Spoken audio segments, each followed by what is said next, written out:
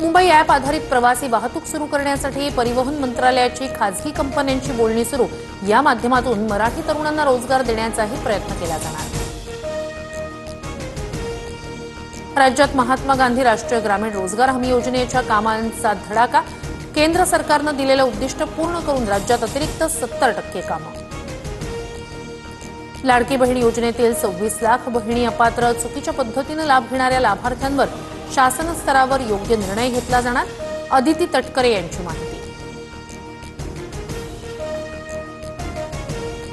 श्रावणी सोमवार निमित्तानं राज्यभरातील मंदिरांमध्ये भाविकांची रीघ। पुण्यातील श्री क्षेत्र भीमाशंकरसह वेरूळच्या घृष्णेश्वर महादेव मंदिरात भाविकांची गर्दी।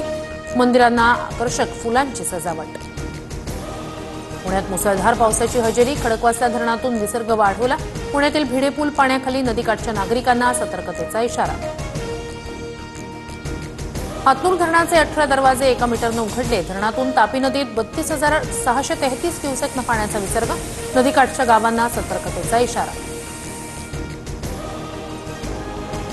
गोंदिया जिल्ह्यात मुसळधार पाऊस। 364 घरांचं नुकसान तर सालेकसामध्ये घर पडल्यानं एक महिला जखमी। हजारो हेक्टर शेती पाण्याखाली।